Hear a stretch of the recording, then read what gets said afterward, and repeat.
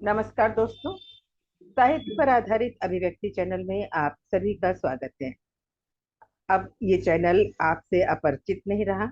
आप सभी इसके परिचित भी हैं और इसके मित्र भी बन गए होंगे, ऐसी हमें उम्मीद है। इस अभिव्यक्ति चैनल पर हमने बहुत सारी बातें की, फिल्म साहित्य के बारे में भी और साहित्य के बारे में भी। तो आप समझ ही गए होंगे कि साहित्य का क्षेत्र कितना विस्तृत है, कितना विशाल है, कितना गहरा है, और उसे समझाने के लिए ऐसे ही कोई विद्वान चाहिए। और हमारे ये सौभाग्य है कि हमारे साथ हैं शिव की नगरी काशी से शिव के समान ही सत्यम, शिवम और सुंदरम को अभिव्यक्त करते साहित्यकार, नाटकविद और निर्माता निर्देशक फिल्मों के डॉक्टर गौतम चटर्जी। तो आइए सबसे पहले इनका स्वागत करते हैं। डॉक्टर गौतम चटर्जी, आपका इस चैनल में, इस कड़ी में एक बार फिर स्वागत है। बहुत बहुत धन्यवाद, अनेक बार धन्यवाद मेनका जी। अब आपसे तो हम इतनी बातें जानते हैं और हर बार हमें लगता है कि कहीं अगले चैनल, अगले एपिसोड के लिए हमारे पास विषय बचा है कि नहीं। लेकिन जब हमारी अनौपचारिक बातचीत होती है किसी भी कड़ी के रिकॉर्डिंग के बाद, तब मुझे इस बात का पता चलता है कि अरे, साहित्य का क्षेत्र तो बहुत विशाल है। और ये बातें हम इसलिए बता रहे हैं अपने दर्शकों को कि उन्हें भी ये मालूम हो जाए कि ये जो चैनल चल रहा है, इसमें आपके गाइडेंस का, आपके मार्गदर्शन का भी बहुत बड़ा हाथ है। और ये मार्गदर्शन सिर्फ हमें ही नहीं, हमारे दर्शकों को भी मिल रहा है। ये हमारा भी सौभाग्य है और हमारे दर्शकों का भी।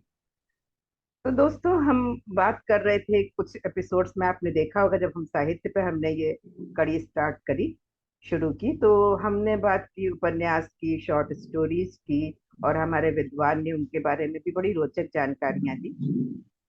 और हम बात करते करते पिछले दो एपिसोड्स में हमने बड़ी अच्छी बात की थी, और वो थी बात योग वाशिष्ठ से, जिसमें इतनी अच्छी अच्छी कहानियां सुनने को मिली।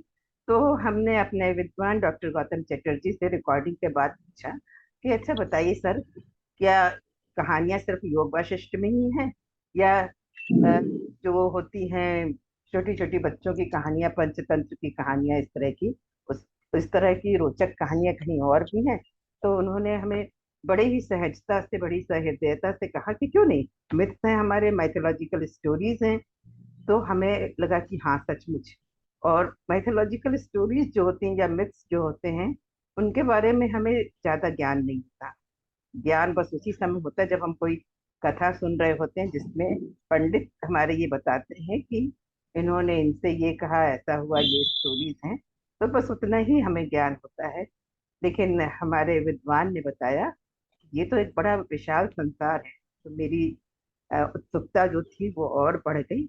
तो हमने उनसे कहा कि अब अगले एपिसोड में तो हम आपको इसी के लिए इनवाइट करेंगे और यही हम जानना चाहेंगे। तो डॉक्टर गौतम चटर्जी, हमने अपने सारे मन की बात अपने दोस्तों से भी कह दी। प्रश्न आपके सामने है या जिज्ञासा आपके सामने है, तो आप बताइए हमें कुछ मिथ्स के बारे में। मैं मुझे लग रहा है मैं कहाँ से शुरू करूं। हम लोग ये बोलते जरूर हैं कि माइथोलॉजिकल स्टोरीज, और उसका हिंदी अनुवाद भी करते हैं कि पौराणिक आख्यान, ऐसे। हम्म हम्म। एक्चुअली ये माइथोलॉजी शब्द आया है जी। मिथ से, हम्म। और मिथ शब्द भी हमारे भारत में बाहर से आया है। ये अच्छा। भारतीय शब्दावली है ही नहीं है। हाँ, अरे। मिथ के लिए हम लोगों ने हिंदी अनुवाद किया है मिथक। अच्छा। कई बार लोग मिथ भी लिख देते हैं हिंदी में, देवनागरी में, और उसका हम्म हिंदी अनुवाद किया गया मिथक। ये बनाया हुआ शब्द है मिथक और पौराणिक हम्म। आख्यान। तो जी जिस जी। बात के लिए कहा गया है, हम्म उससे उस तरह की चीज हमारे देश में भी हुई, तो उसको लोगों ने मिथ या माइथोलॉजी के अंदर में डाला। उन हम्म। लोगों ने ये नहीं ढूंढा जी। कि माइथोलॉजी या मिथ के लिए हमारे यहाँ शब्द क्या है। हम्म। कोई इसको पौराणिक आख्यान बोलता है, जी कोई जी। इसको लोक कथा कहता है ना। हम्म। लेकिन अगर इस शब्द के बारे में जाएं, जी। ये शब्द जो है वो ग्रीक ग्रीक टर्म है myth। अच्छा। अच्छा। हाँ, और उसके बाद ये लैटिन में गया। अच्छा, ग्रीक तो और लैटिन से बहुत एरिस्टोटल शब्द आए हैं हमारे यहाँ, है ना? हमारे यहाँ लैटिन से आया है, रोमन साइंस में आया भी। है, जर्मन, हाँ। फ्रेंच आया है। हाँ हाँ। तो जी। वहां पर ये ग्रीक टर्म जब आया जी। और फिर ये लैटिन में गया, लैटिन से फिर फ्रेंच शब्द में हुआ, फ्रेंच हम्म से फिर वो इंग्लिश में हुआ, और जो भी अंग्रेजी में होता है फिर भारत में वो आ जाता है, उसके बारे में बात हम्म। करने लगते हैं। जी विशेषकर जी। अंग्रेजी, हम्म जो एकेडमिकली जो अंग्रेजी विभाग के लोग होते हैं, हम्म। स्कॉलर्स होते हैं, प्रोफेसर होते हैं, वो बात करते हैं। जी तो उसमें वहां पर माइथोलॉजिया एक शब्द आया है। जैसे हमारे जी। माइथोलॉजी बोलते हैं ना, हम्म लॉजी माने होता है शास्त्र, तो हम्म। माइथोलॉजिया शब्द आया है। जी ये जी जी। शब्द जो है एरिस्टोटल की किताब में पढ़ने को मिलता है। हम्म। तो एरिस्टोटल की दो बहुत महत्वपूर्ण किताब है। हम्म एक है पोएटिका, जिसको हम लोग पोएटिक्स कहते हैं, हम्म। और दूसरा है फिजिक्स। मैंने मतलब और भी किताबें होंगी, मैंने ये सिर्फ ये दो किताबें पढ़ी। अच्छा अच्छा। हाँ। तो हाँ, माइथोलॉजिया शब्द के बाद मिथ आया, हम्म। और फिर 1830 के आसपास, जी। मतलब 19th सेंचुरी में हम्म। यूरोपियन इंग्लिश लिटरेरी क्रिटिसिज्म में ये शब्द इंट्रोड्यूस, जी। और उसका मतलब ये हुआ कि कोई हिस्टोरिकल इवेंट को जब हम कहानी के रूप में कहते हैं, हम्म। आमतौर पर एक फोकलोर होता है।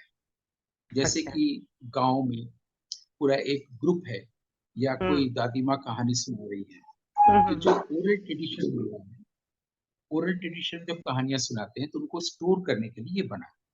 और जी इसकी जी। जरूरत क्यों हुई? क्योंकि हम्म लोगों ने देखा कि जब एंथ्रोपोलॉजी का अध्ययन हो रहा था, या हम्म। मनुष्य का अध्ययन हो रहा था एंथ्रोपोलॉजिकली, जिसको हमारे हिंदी में कहा जाता है नृतत्व शास्त्र या नृशास्त्र, तो उसमें अच्छा। क्या होता है कि मनुष्य का अध्ययन एथनिकली करते हैं, मतलब कैसे कैसे जलवायु का विकास हुआ, कैसे कैसे प्रकृति का विकास हुआ, कैसे कैसे हमारे कल्चर का विकास हुआ, और उसमें मनुष्य का हम्म तमाम चीजों के साथ, पशु हम्म। पक्षियों के साथ और जलवायु दशा के साथ कैसे उसका विकास हुआ, ये एंथ्रोपोलॉजी में पढ़ाया जाता है या पढ़ते हैं। जी जी जी तो जी। एंथ्रोपोलॉजिकली पढ़ते हुए लोगों ने देखा कि फोक ट्रेडिशंस हमारे हैं और हम्म ट्रेडिशनल स्टोरीज, हम्म। जो एक ने किसी को कहा, दादी माँ ने पोते को सुनाया, तो उसने फिर किसी को सुनाया, चलता चला आता है। हम्म। तो एक तो इस प्रकार के जो फोकलोर्स होते हैं वो, जी जी। और फिर ऐसे आख्यान जिसमें जो बहुत ही हम्म कन्विंसिंग तो नहीं होता, लेकिन हम लोग को अच्छा लग जाता है। हम्म। जैसे पुरुरवा और उर्वशी की कहानी है। अब हम्म अगर हम किसी को कहें कि उर्वशी स्वर्ग से आई थी और राजा पुरुरवा से के समक्ष आई, तो फिर विवाह हुआ, हम्म। तो राजा तो समझ में आता है राजा हमारे देश में हुआ, लेकिन स्वर्ग से कभी कोई अप्सरा ऐसे आई नहीं है। अच्छा। तो एक कहानी में हुआ ना, हम आपको हम्म। कहानी सुना रहे हैं, आप सुन रहे हैं, और आपको आश्चर्य हो रहा है, चलो स्वर्ग से कोई अप्सरा भी ऐसी उतरती है उर्वशी। उसमें आप बुद्धि हम्म नहीं लगाते, लॉजिक नहीं लगाते। हम्म। ऐसी चीजों को हमारे यहाँ पौराणिक आख्यान एक शब्द दिया गया मिथ के हम्म लिए, इन्हें मी मिथ कहा गया है, और इन्हें हम्म ही माइथोलॉजिकल स्टोरीज कहा गया है इन हम्म। जनरल। लेकिन मुझे लगता है कि ये जो इतने वर्षों का अध्ययन चल रहा है, जी। मैंने 1830 में अगर भारत के बाहर था, और फिर हम्म हमारे यहाँ 20वीं शताब्दी में ये शुरू हुआ मिथ और माइथोलॉजी शब्द कहना, तो हम्म। मुझे लगता है कि ये सही नहीं है। माने मिथ हम्म और माइथोलॉजी, इन दो शब्दों की ओर से भारतीय लोक कथाओं को, जातक कथाओं को, हम्म दादी नानी की कहानियों को, इन सबको देखने की कोशिश करें। लेकिन हम्म। अगर हम माइथोलॉजिकल स्टोरीज में महाभारत रामायण को भी लें, जी जी। तो हम अपनी भारतीय ऋषि परंपरा की ओर चले जाते हैं। जब हम्म ऋषि परंपरा की ओर चले जाते हैं, तो हम्म ये देखते हैं कि जो ऋषि के पास विजन आया, हम्म उस विजन को, उस जो चीज, जो ब्यूटी उन्होंने देखी हम्म। मैसेज के रूप में, उसको उन्होंने कहानी के रूप में बताया, सुनाया, ऋषि अच्छा। पुत्रों से, ऋषि पत्नी को, ऋषि कन्या को, और तमाम ऋषियों को संबोधित करके। हम्म। ठीक है। हम्म जब वो आज हम लोग करते हैं, तो हम्म हम लोग को लगता है ऐसा कैसे हो सकता है कि गरुड़ जो है कुंभ में एक बहुत हम्म बड़े घड़े में, कलश में अमृत लेके चला, उससे कुछ छलक गया हम्म प्रयाग की संगम में, नदी में, तो लोग हम्म। इसीलिए नहाते हैं कि उसको, उसमें नहाएंगे तो हमारे पास कोई रोग नहीं होगा, हम अमर हो जाएंगे, है ना। हम्म लेकिन अब हम लोग ये पूछते हैं कि भाई गरुड़ किसने देखा है? हालांकि ये श्रीकांत वर्मा की कविता संग्रह का नाम है गरुड़ किसने देखा है। तो अच्छा। वो इसीलिए पूछ रहे हैं गरुड़ किसने देखा, गरुड़ किसी ने नहीं देखा। हम्म। देवासुर संग्राम हुआ था, मान लेते हैं कहानी, सब लोग जी। कहते हैं कि हम लोग इसको मानते हैं कि देवता और असुरों में संग्राम हम्म। हुआ था अमृत के लिए, अमृत के हम्म। संधान के लिए। इसको हम्म। कुछ लोग समुद्र मंथन भी कहते हैं, हम्म। बल्कि भरत मुनि नाट्यशास्त्र में कहते हैं कि इस पृथ्वी पर पहला जो नाटक है वो है देवासुर संग्राम या समुद्र मंथन। अच्छा। तो अब अब ये जो मंथन हुआ था तो हम्म। किसी ने तो देखा नहीं है, कहानी सुनाई गई है। जी। और उस तरह से गरुड़ जो है कुंभ लेके जा रहा है उड़ के आकाश से, तो उसमें से कुछ बूंदें छलक रही हैं, तो लोग हम्म। मान लेते हैं कि अमृत छलक रहा होगा। हम्म। अब इसमें आप किसी से भी पूछिए कि अगर आप उसमें नहाए हैं कुंभ में, हम्म। तो फिर आपको कोई रोग नहीं होना चाहिए, फिर आपके देह का अंत नहीं होना चाहिए, मृत्यु नहीं होनी चाहिए, लेकिन ऐसा हम्म। होता है, तो कहाँ आप अमर हो गए, है ना। हम्म। तो इसको माइथोलॉजिकल स्टोरी में डाल दिया गया कि अच्छा। कहानी में उर्वशी आती है स्वर्ग से पुरुरवा के पास, कहानी में ऐसा होता है, और उसको सच मान लिया गया है। इतना पावरफुल कहानी है, इतनी पावरफुल कहानी। जैसे छोटा बच्चा दादी माँ की गोद में लेटा होता है हम्म। और उसकी दादी उसको थपकी देके सुलाते सुलाते कहानी सुनाती है कि हम्म। बहुत जंगल था और जंगल में फिर एक शेर आया, और उसको वो बच्चे को दिखने लगता है हम्म। अंधेरा जंगल शेर सब कुछ, है ना। बिल्कुल। कुछ दुष्ट बच्चे भी होते हैं हम्म। कि जंगल था, तो पूछते हैं कैसा जंगल, तो दादी माँ सब सुनाने लगती भाई जहाँ बहुत पेड़ होते हैं, तो पूछता है कि अच्छा वैसे उतना उतना ही पेड़ जैसा कि हमारे बागवानी में है। हम्म। हाँ, आगे सुनो, डांट के आगे सुनाया चलता है। फिर शेर आया, तो शेर कैसे आया, शेर तो हमारे यहाँ नहीं आता है पापा या दादी माँ, हमारे यहाँ तो। फिर अब उसको धीरे धीरे सुनाने वाले का हम्म। गुस्सा बढ़ता जाता है हम्म। और फिर और भी कुछ होता है, फिर पूछता है अच्छा शेर जब आया तो वहां और कोई नहीं था, चुपचाप सो जाओ करके उसको डांट के सुला देना पड़ता है, इतना सवाल पूछता है। तो वो हम्म। लॉजिक नहीं चलता उसमें माइथोलॉजिकल हम्म। स्टोरीज में। तो इस तरह से कहानी बनती चली गई है, इन कहानियों को एक जगह पर संयोजित करने के लिए हम्म। हमारे एंथ्रोपोलॉजी में ये एक टर्म यूज किया गया, मिथ और माइथोलॉजी। लेकिन मुझे अच्छा। लगता है कि अगर आज की तारीख में हम हम्म। मिथ और माइथोलॉजी की चीजों को सिर्फ यूज होने की कहानियां हैं, तो हम लोग को ये कोशिश करनी चाहिए। शायद हम्म। आज इस कार्यक्रम में पहली बार ये कोशिश का प्रस्ताव रखा जा रहा है कि हम्म। हम इसको ये ना मान लें कि ये माइथोलॉजिकल कहानी जिसमें ऐसा होता है, गरुड़ हम्म। उड़ा था और इसको क्या बोलते हैं, उर्वशी जो है वो आई थी, स्वर्ग होता है, इंद्र देवता नाराज हो गए, ये सब हम लोग कहानी मान लेते हैं। ऐसे नहीं मानना चाहिए। हम्म। और आगे की पढ़ाई लिखाई ऐसे करनी चाहिए कि इंग्लिश लिटरेरी क्रिटिसिज्म में यूरोप में हम्म। एक और टर्म यूज हुआ है, हर्मेन्यूटिक्स। अच्छा। हर्मेन्यूटिक्स का मतलब है कि how to read an ancient text, किसी अच्छा। प्राचीन ग्रंथ को कैसे पढ़ें। हम्म। अच्छा, ये शब्द तो भी पहले ग्रीस में ही था।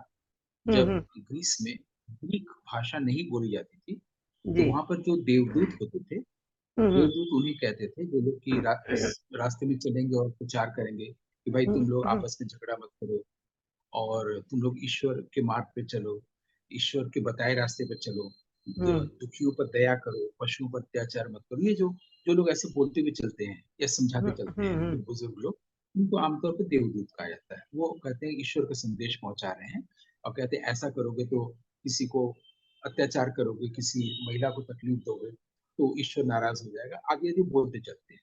इन लोगों हम्म। को ग्रीस में हर्मेन्यूटिक्स कहा जाता था, ऐसे लोगों अच्छा। को। हम्म। फिर कालांतर में क्या हुआ, थोड़ा समय जब बीता तो ये शब्द ऑब्सोलीट हो गया, प्रचलन से बाहर अच्छा। हो गया। अच्छा। अच्छा। और फिर अच्छा। 19वीं शताब्दी में हम्म। ये शब्द लिटरेरी क्रिटिसिज्म में इंग्लिश में इस तरह से आया हम्म।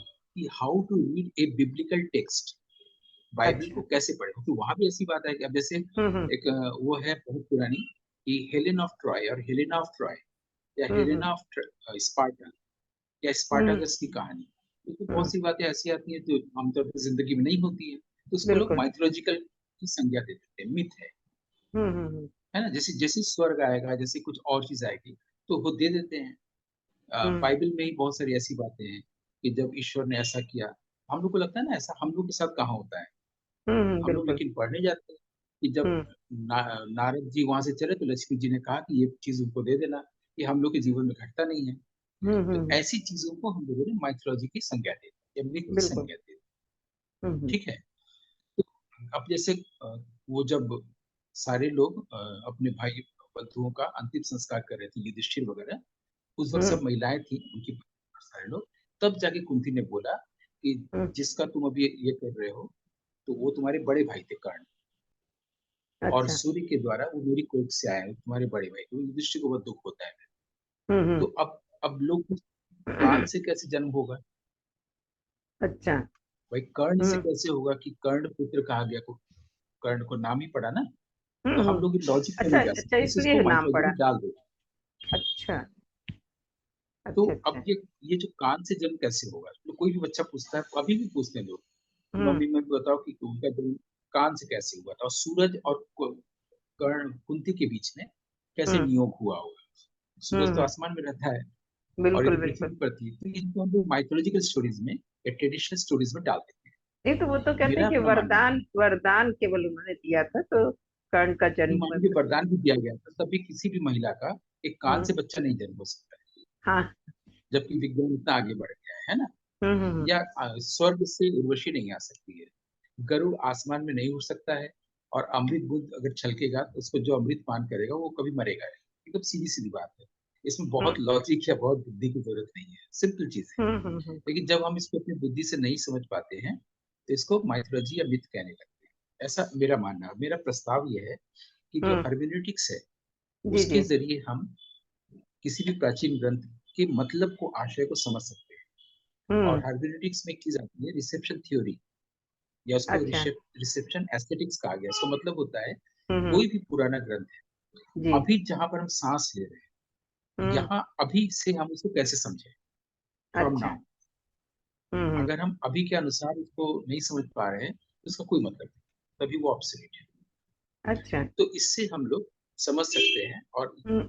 ये हमें मदद करती है हर्मेनेटिक्स, हम्म। क्योंकि हम लोग कैसे देखें, तब हम लोग को दिखता है कि जो ऋषियों को हम्म। जो विजन मिलता था, वो उसको जब कहते थे, तो हम्म। उसके लिए एक एप्रोप्रिएट लैंग्वेज लेते थे, उस लैंग्वेज को हमें जानना चाहिए। और तब हम्म। हमें दिखता है कि जितनी भी माइथोलॉजिकल स्टोरीज हैं, उसकी बिगिनिंग जो है डिवाइन है, दैवी हम्म। है। हम्म। जैसे नाट्यशास्त्र में कहानी बताया गया है कि पहले स्वर्ग में नाटक को देखा भरत हम्म। मुनि ने, और हम्म। ब्रह्मा ने उन्हें दिखाया, वहां पर ब्रह्मा ने पहली बार नाटक किया। अब ये ब्रह्मा का पहला नाटक स्वर्ग में हुआ था, इसको हम हम्म। लोग कैसे ले समझे।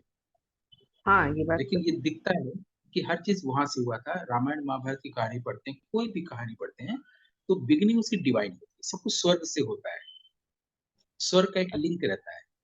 वेद अच्छा। में ही कहानी है पुरूरवा उर्वशी की, उर्वशी स्वर्ग से आ रही है। तो हम्म। ये कालिदास ने विक्रम उर्वशी में लिखा, लेकिन उनको ये स्टार्ट देना ही पड़ेगा। सब चीजों की कहानी की शुरुआत बिगिनिंग डिवाइन होती है, ये हमें देखना सिखा रहा है हर्मेनेटिक्स। अच्छा। फिर हमको ये दिखता है कि हर चीज डायलॉजिकल फॉर्म में है। हम्म। जैसे कर्ण कुंती संवाद, अर्जुन कृष्ण संवाद, मैत्रेयी और याज्ञवल्क्य संवाद, यम हम्म। और नचिकेता संवाद, सिर्फ संवाद की भाषा में हमारे यहाँ सारी कहानियां कही गई है। हम्म। इवन महाभारत पढ़ना अगर आप शुरू करेंगे, तो जी। आपको दिखेगा कि उसमें जो है शौनक ऋषि हैं, दुष्यंत से हम्म। बात कर रहे हैं। सॉरी, पहले तो व्यास की बात आएगी, हम्म। वेद हम्म। व्यास। लोग वेद हम्म। व्यास को नहीं जानते हैं कि उनका एक्चुअल नाम बादरायण व्यास है, हम लोग वेद हम्म। व्यास कहते हैं, वो जी भी जी जी। जानना चाहिए। हम्म। तो व्यास और गणेश की भी संवाद हो रहा है, हम्म। ठीक है। उसके बाद ये अ, उग्र सवा एक ऋषि हुए हैं, जन्मेजय हैं, तो जन्मेजय और शौनक ऋषि के बीच में बात हो रही है, संवाद में बात हो रही है, तब वो कहानी को बता रहे हैं महाभारत। हम्म। और जगह जगह संवाद है, तो हम लोग ये हर्मेनेटिक्स से देखते हैं कि सारी माइथोलॉजिकल स्टोरीज डायलॉजिकल फॉर्म में लिखा हुआ है। पहले तो हम्म। डिवाइन बिगिनिंग है, फिर डायलॉजिकल फॉर्म में लिखा हुआ है, फिर मल्टीपल नैरेटिव्स है, कई नरेटर हैं, कई नरेशंस हैं। जैसे अभी बताया कि व्यास कहानी कह रहे हैं, फिर जो है अभी मैंने एक नाम लिया जन्मेजय, हम्म। जन्मेजय भी बता रहे हैं, शोभित भी बता रहे हैं, है ना, उग्र शवा हम्म। भी बता रहे हैं, और वो तमाम लोग बता रहे हैं, वैशंपायन है वो बता रहे हैं। जी। तो कितने नरेटर्स हैं, तो फिर नरेटिव्स होंगे, हम्म। है ना, मल्टीपल नरेटिव्स हैं, कई लोग, हम्म। कई लेयर्स में कहानियां बताने की चीजें हैं। फिर स्टाइलिस्टिक्स हैं, राम प्रश्न पूछ रहे हैं तो वशिष्ठ बता रहे हैं, एक कहानी सुना रहे हैं, लेकिन वो कहानी इतनी गूढ़ बातें हैं, तुरंत हम्म। समझ में नहीं आ रही है। कि 3 राजकुमारियां थीं और जैसे घड़े को जुआ टूट गया, उसमें एक चावल हुआ, उससे इतने सारे खाने बनाया और पूरे संसार में सारे जितने भी भूखे माउथ्स थे सबको खिलाया। कैसे हुआ?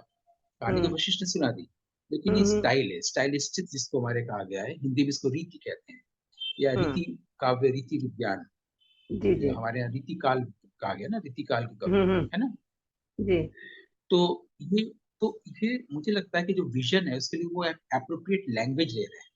हम्म उस लैंग्वेज को नहीं समझते, इसलिए हम लोग इसको मिथ में डाल देते हैं और कि हम लोग को समझ में नहीं आ रहा है गरुड़ क्या है और स्वर्ग क्या है। लेकिन वो एक हम्म एप्रोप्रिएट लैंग्वेज है, और वो लैंग्वेज है ट्वाइलाइट लैंग्वेज या संध्या भाषा। अगर हम लोग हम्म। उसको समझ लेंगे, उसको मतलब को, जिसके जी। ऊपर हम लोग एक एपिसोड कर चुके हैं, तो हम लोग को हम्म। सब चीजों का मतलब समझ में आएगा। जी। फिर एक और फ्रेंच टर्म है मेजॉन अबीन। मेजॉन अबीन का मतलब होता है कि हम्म। हमारे पास अपनी छवि हमारे भीतर है, यानी हमारे भीतर जो छवि वो मेरी ही है। अच्छा। मैंने ईश्वर के भीतर ईश्वर की छवि है, या हम्म। ईश्वर ने मनुष्य की रचना करके वो उसके भीतर चला गया है। इसको मेजॉन अबीन कहते हैं। इसके आधार पर अंतर कथाओं की परंपरा शुरू हुई है। कहानी के अंदर एक और कहानी, इसके अंदर एक और कहानी, महाभारत अच्छा। में भी है और कथा से सागर में भी है। तो ये हुई पूरी दुनिया मिथ और माइथोलॉजी की, जो आपने पूछा था। और हम्म मैंने उसमें अपनी ओर से एक प्रस्ताव भी रखा, जो शायद भारतवर्ष हम्म में या संसार में पहली बार। हम्म। और अंत में ये कि जो हर्मेनेटिक्स का प्रस्ताव आया है हमारे यहाँ जी जी। 19वीं शताब्दी में, हम्म हमारे भारत में पहले से इसकी व्यवस्था है, इसको कहा गया मीमांसा। और जितने भी लेखकों ने जो भी कहानी लिखी है, ग्रंथ लिखे हैं, हम्म उन्होंने शुरू में ही वो हम्म तरीका दे दिया है कि आप इस ग्रंथ को कैसे पढ़ें, और जो चीज आपको समझ में ना आए उसका सही अर्थ, हम्म। तत्वार्थ या गूढ़ार्थ, सजेस्टेड जी। मीनिंग, आप उसको पकड़ें। हम्म। Full stop. अच्छा। बहुत अच्छी बात आपने बताई, लेकिन ये बताइए कि आप जब बता रहे थे कि चाहे समुद्र मंथन की बात हो या असुर और असुर संग्राम की बात हो, तो ये आपने बताया कि एक स्टोरी है और उसमें इतने अच्छे से कही गई है कि हम सच मानने लगे हैं। तो एक बात जो नहीं, मेरे। अच्छे से तो कही गई है, अच्छे से तो हम्म कही गई है, लेकिन स्टोरी के पीछे कोई दर्शन है, दृष्टि है, विजन है। जिस बात को कहना चाहते हैं उस बात को जानने के लिए हमको उनकी भाषा को समझना पड़ेगा। हम हम्म। अपनी भाषा में समझने जाते हैं, इसलिए उसको मिथ या माइथोलॉजी कह के टाल देते हाँ, नहीं, मतलब हम आपने कहा कि ये स्टोरी है, स्टोरी का मतलब ये हो गया कि जो है इमेजिनरी हुई, हैं।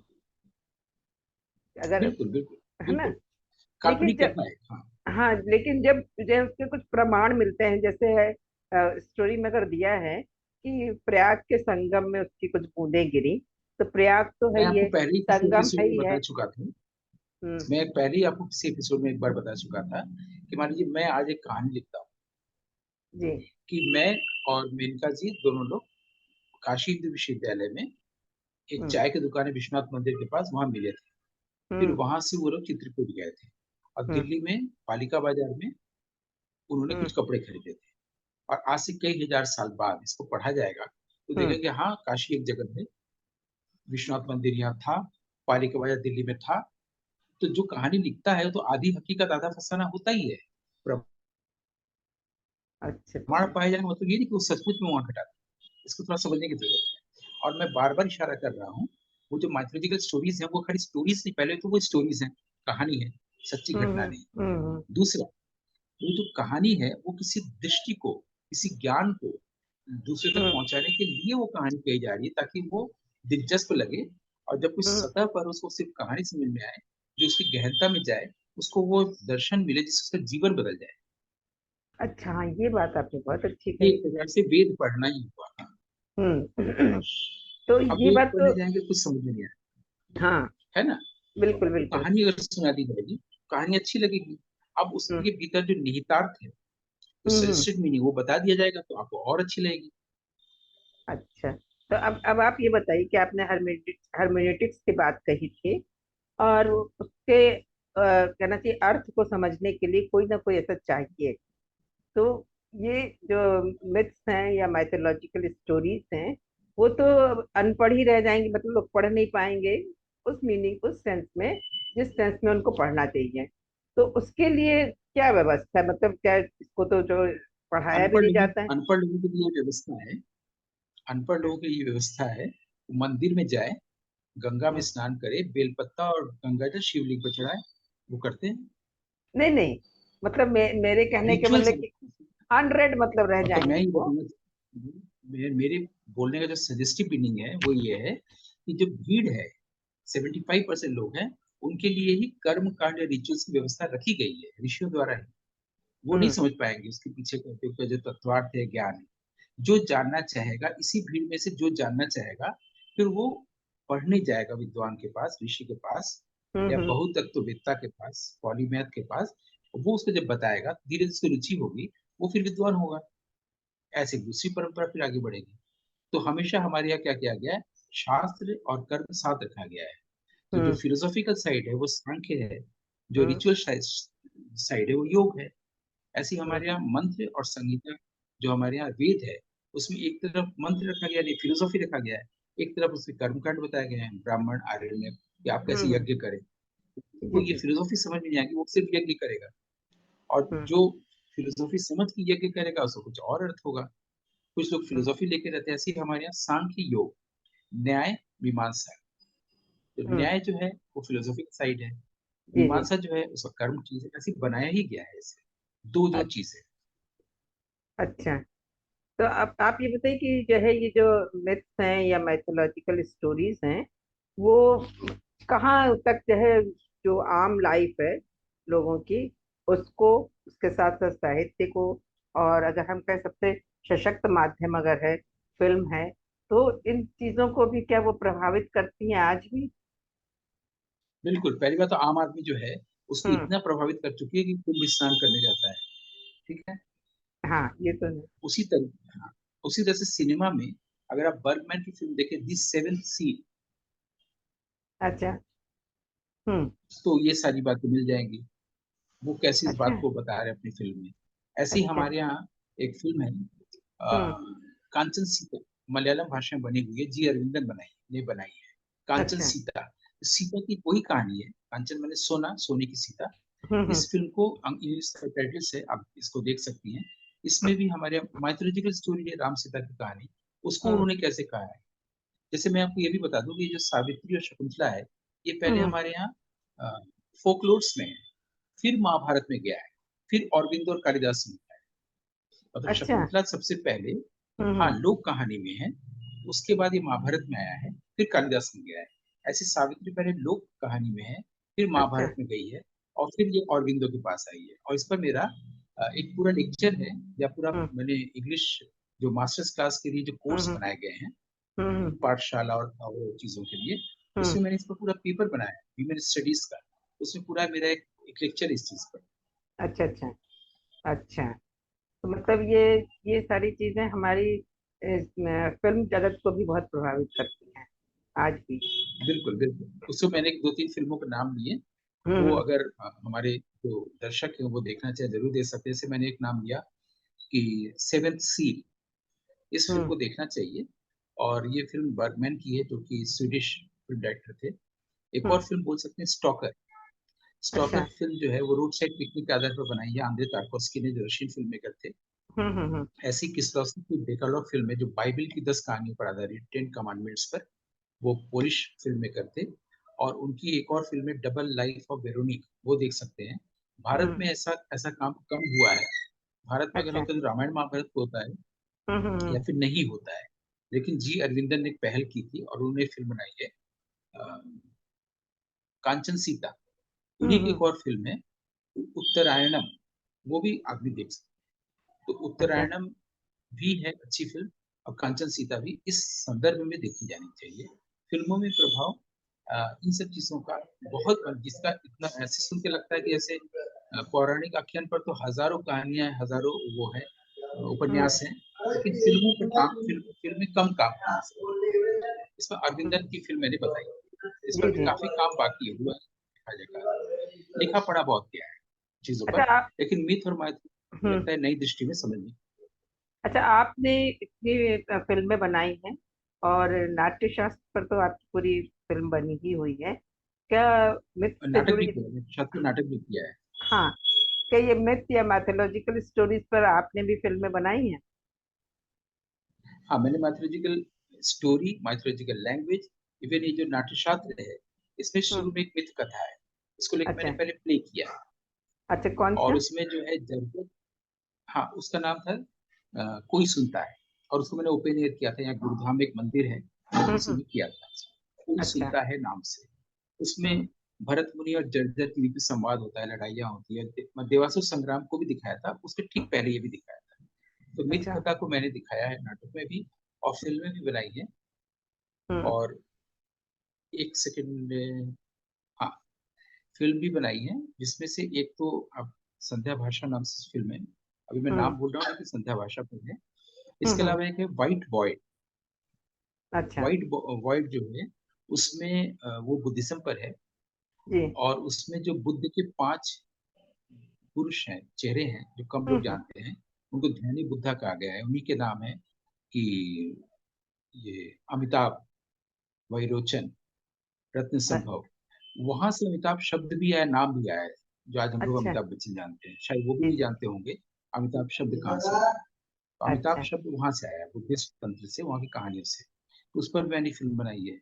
तो मेरी जी। करीब कई फिल्में हैं जो मिथ कथाओं पर आधारित अच्छा, देखिए आपने जब फिल्मों की बात कही तो मैंने वैसे पहले ही सोच लिया था कि जब हमारे एपिसोड्स ये चल रहे हैं यूट्यूब पे, तो कुछ कमेंट्स मेरे पास भी आए। कुछ जो लोग बहुत इंटरेस्टेड थे, दर्शक, हमारे मित्र दोस्त लोग, तो उन्होंने कहा कि आपके साथ जो विद्वान जुड़े हैं उनसे हम चाहते हैं कि उनकी शुरू के एपिसोड्स देखकर फिल्मों पे, हमारी बड़ी इच्छा है कि आप कुछ एपिसोड्स ऐसा करें जो फिर से फिल्मों पे आधारित हों। तो मैंने उनसे, है। इसके ऐसे तो बहुत अच्छी बात है, बहुत अच्छा प्रस्ताव है ये। हाँ, और और हम लोग मैंने, ऐसा कर सकते हैं कि जो फिल्मों में जो लिटरेचर के कई लेवल्स हैं, जी जी, लिटरेचर के कई जॉनरास हैं, जिसके आधार पर फिल्में अलग अलग दिखती हैं, उस पर हम्म, बात फिर शुरू कर सकते हैं। आप बिल्कुल शुरू कर सकते हैं, लेकिन जो हमारे पास बहुत सारे जो अनुरोध आए हमारे दर्शकों के, हमारे मित्रों के, उसमें एक अनुरोध ये था कि आप अपने विद्वान से कहिए कि वो हमें फिल्म संगीत पे स्पेशली पुराना संगीत कैसा होता था और अब का संगीत कैसा होता है। तो चूंकि जब फिल्मों से रिलेटेड बात होने लगी तो मैंने चाहा कि अपने दर्शकों की ख्वाहिश, उनका अनुरोध मैं आपके सामने रखूं, और हम अपने दर्शकों को इसी इस पर शायद हम लोग बात कर चुके हैं पहले पर वो भी। चाहते म्यूजिक हैं, इंस्ट्रूमेंट, हाँ, पर वो पहले शायद जब उनका म्यूजिक मन नहीं होता था, भरा। कोई गाता था, हाँ पहले नहीं भी जब बात होता था, तभी ऑब्लिगेटो का यूज होता था। आज भी कोई गाता है म्यूजिक में, हमारी हिंदी सिनेमा में, उसमें भी ऑब्लिगेटो का यूज होता है। अब ये हाँ बताया जा सकता है कि ऑब्लिगेटो क्या होता है। हाँ नहीं, ये बताया जा सकता है। वो चाहते हैं कि पुराना फिल्म संगीत और चाहे आज का फिल्म संगीत कुछ कॉम्परेटिव कंपैरेटिव, जो वो बात हो कंपैरिजन सकती है, करके आप लेकिन कुछ बताएं। कॉमन बातें भी हैं। हाँ सिर्फ लोग फर्क देखते हैं पुराना संगीत और अभी के संगीत में। लेकिन कुछ चीजें, मैंने एक शब्द बोला कि पहले हाँ भी जब पुराने संगीत में भी ऑब्लिगेटो का यूज होता था, आज भी यूज होता है। इस हाँ पर हम लोग बात कर सकते हाँ बिल्कुल, और वो ये भी चाहते हैं कि जो बोल लिखे लिरिक्स जिनकी बात हम करते हैं, जो गीतों के बोल हैं, उस पे भी जो है हमारे कुछ मित्रों का अनुरोध है कि जो है आप अपने विद्वान से कहिए कि इस विषय पर भी बात करें, हमें सुनना अच्छा लगता है। तो ये हमारे लिए तो बड़े सम्मान की बात हुई, बड़ी खुशी की बात हुई कि वो आपको इतने ध्यान से सुनते हैं और इस तरीके के अनुरोध हमारे पास आ रहे हैं। तो ये हमने खुशी अपने दर्शकों के साथ आज बांटी है कि वो सुन रहे हैं हमें और उनके अनुरोध भी हमारे पास आ रहे हैं। तो हम अपने दर्शकों से इस एपिसोड में तो यही कहेंगे कि हम आपकी ख्वाहिश अगले ही एपिसोड से पूरी करना शुरू कर देंगे। और हमारे विद्वान हमारे बीच में ही हैं, और उनसे कोई हमें मतलब कहना चाहिए कि इस बात की कोई शिकायत ही नहीं रहती है कि वो उन्होंने क्या छोड़ दिया, बल्कि हमने जो नहीं पूछा उन्होंने वो भी बताया जो हमारी जानकारी में नहीं था। तो सचमुच डॉक्टर गौतम चटर्जी, जब हमने इस तरीके के अनुरोध अपने दर्शकों के देखे, पढ़े और उन्हें जवाब दिया, तो ऐसा लगा कि हमारा श्रम सार्थक हो गया ये चैनल शुरू करने का। बहुत अच्छा लगा मुझे, और मुझे लग रहा है कि आपको भी इस बात की खुशी हो रही होगी कि लोग सुन रहे हैं हैं। बिल्कुल। और हमसे जो है अनुरोध भी कर रहे हैं, अपनी इच्छा भी जाहिर कर रहे हैं कि वो क्या सुनना चाहते हैं। तो मित्रों, आज के लिए तो हम यहीं पे इसका समापन कर रहे हैं, इस एपिसोड का, और अपने विद्वान डॉक्टर गौतम चटर्जी को धन्यवाद देते हैं कि उन्होंने मिथ्स और मैथोलॉजिकल स्टोरीज को लेकर हमारी बहुत सारी जिज्ञासा को शांत किया, बहुत नई नई बातें बताई। तो डॉक्टर गौतम चटर्जी, आपका इन सारी जानकारियों के लिए दिल से धन्यवाद। सभी अनुरोध का स्वागत करते हैं, जितने भी अनुरोध आए हैं, और कोशिश करेंगे उसको पूरा करने की। और आपके प्रति मैं इस कार्यक्रम के प्रति तो कृतज्ञ हूँ ही। Thank you.